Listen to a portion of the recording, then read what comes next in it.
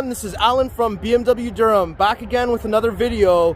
We've got another new arrival. It's the 2022 BMW i4 eDrive40. Alright, so here is the i4 eDrive40 in Alpine White. Now, if you've been watching my channel, you've probably already seen my i4 M50 first drive, first impressions video. So this is now the i4 eDrive40. So the M50 is an xDrive all-wheel drive vehicle. This is an eDrive, meaning that it's electric and it's rear-wheel drive. So that's going to be a little bit different. Now, the other thing that we want to talk about is that i4 M50 had 536 horsepower. This one has 335 horsepower. So what a lot of people have been saying is that, yes, it's pretty awesome that we can make an electric car that is that ridiculous in terms of performance, but people kind of want to scale back the performance and get more range. So that's pretty well what this model is trying to do in a sense, but it's rear-wheel drive. Now, I will say with the weight of the vehicle, as long as you have winter tires on there and you're not trying to get the car to lose control, you should be okay. But I know for a lot of people, rear-wheel drive is very daunting. Alright, so we have the BMW LEDs over here. We've got the beautiful kidney grille with the little eye badge on the top there. We've got the brake ducts at the side here. And this looks very much like all the other 4 Series Grand Coupes that we've seen on the videos so far. Alright, so this one we actually have some beautiful 19-inch bicolor wheels on here. There is a 20-inch option, which provides less range, and there's an 18-inch wheel option that provides even more range, so that's pretty interesting. Now this one we do have the black accents at the bottom. I personally don't really like the blue accents so much because we've already got the blue around the BMW rondelle on the wheel caps. We've got the blue around the rondelle on the front. I don't think we need that much blue, to be honest. Now we also have the new style door handles because this is the new 4 Series, so that is awesome. But let me give you a chance to see the entire vehicle.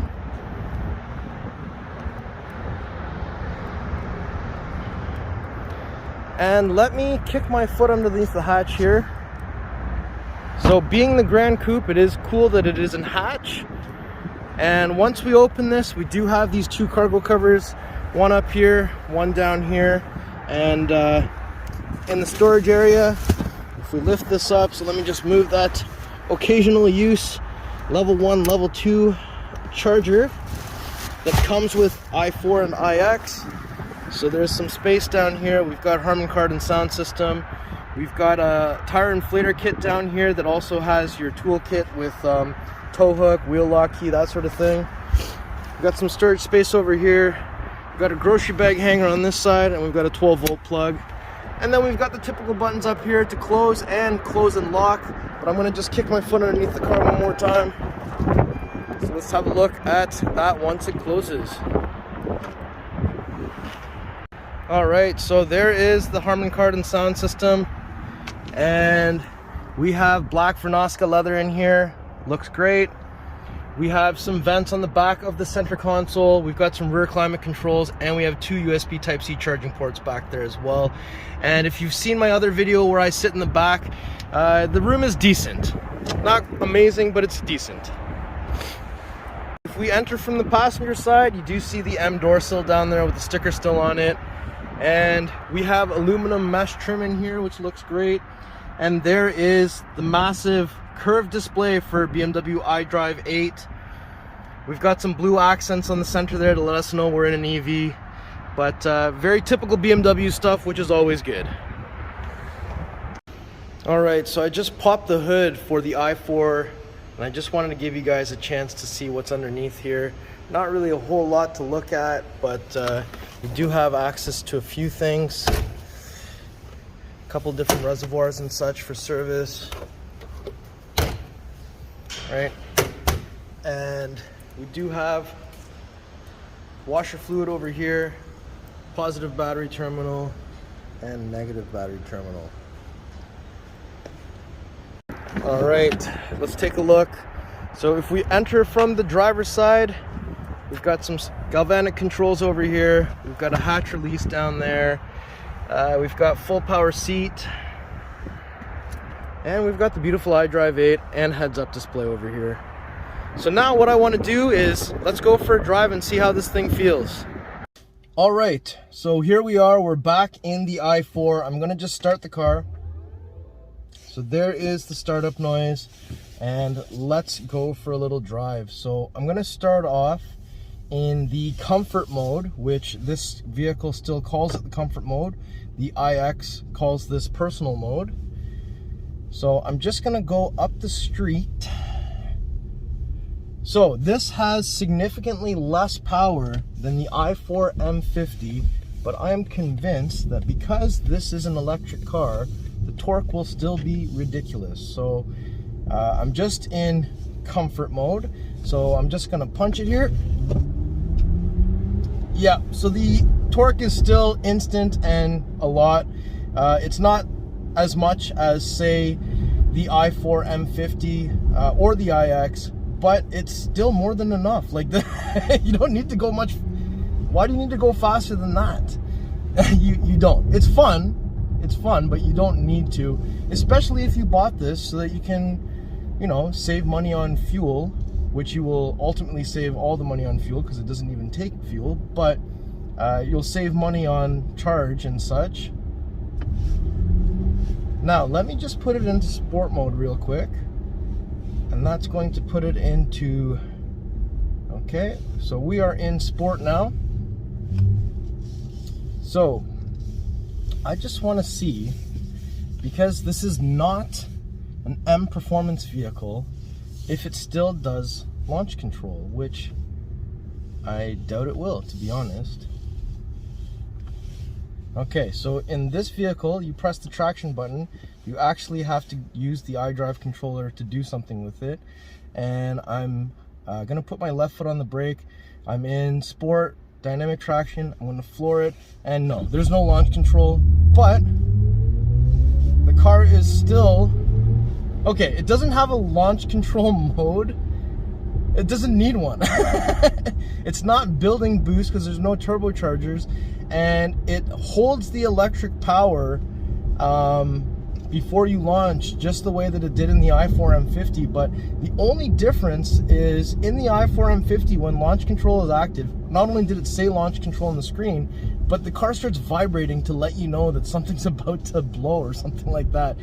This didn't do that. But man, the torque is ridiculous. I'm in sport mode now. I'm going to just go on the highway for a second because I want to give you guys a chance to hear those iconic Hans Zimmer sounds in this vehicle, as well as the other ones, since we had an opportunity to hear those in the other test drive videos. So let's get this thing onto the highway. We'll go for just a little acceleration so that we can see and hear what that's like in this one compared to, say, the i4 M50.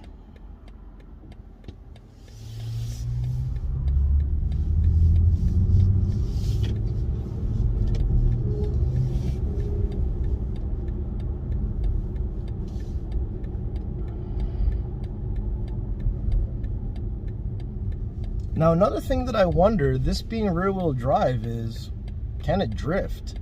Now, I'm certain that it can, but I just like to see that it actually does it. All right.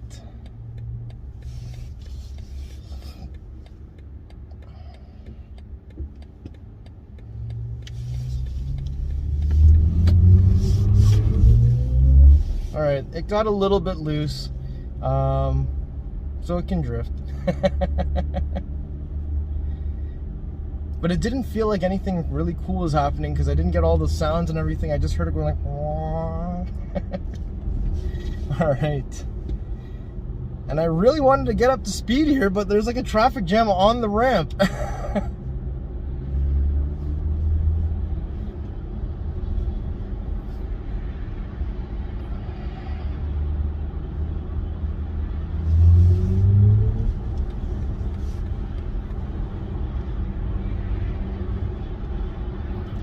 All right, that instant torque is awesome.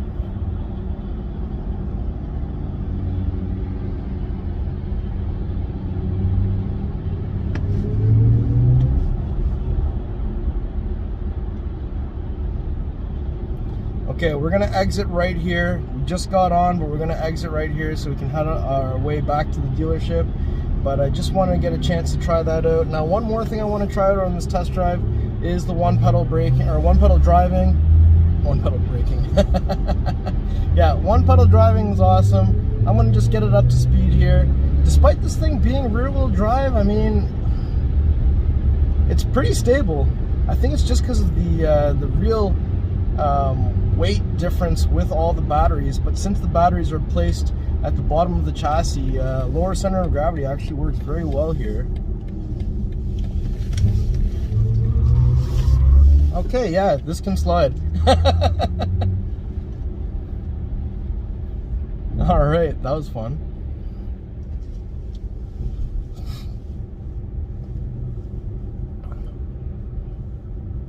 Alrighty.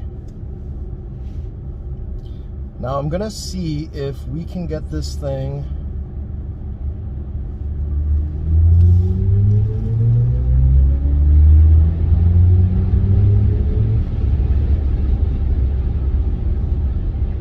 yeah, so it's still very punchy, but the i4 M50 is like, I understand why they put the M badge on that car. Let's put it that way.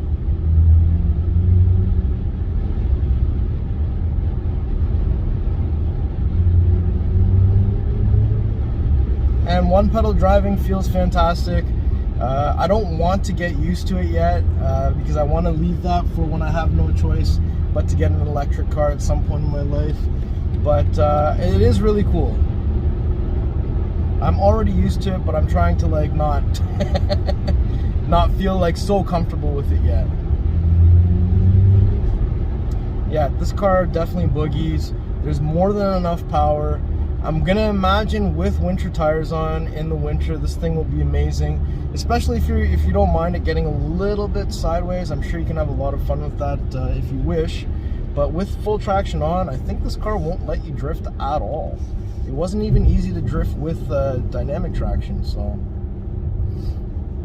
that's a good sign. That's actually really good. I didn't realize that about the i4 eDrive40 until I just drove it now.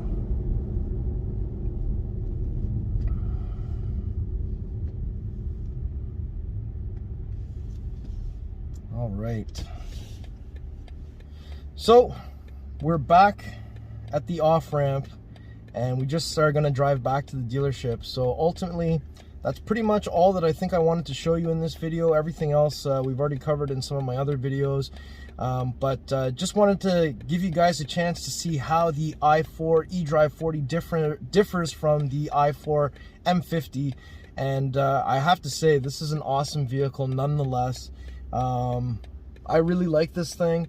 I do obviously prefer the i4 M50 because it's just ridiculous, but this is actually still tons of performance, and being a rear-wheel drive, I'm sure that's going to help the range a little bit in terms of less weight being carried around with an all-wheel drive system. But yeah, this is a very nice car. I'm very impressed with what BMW is doing to bring the EVs to our market. And yeah, if you like this video and you like this car, make sure you like, share, subscribe. We'll see you on the next video. Thank you so much for watching.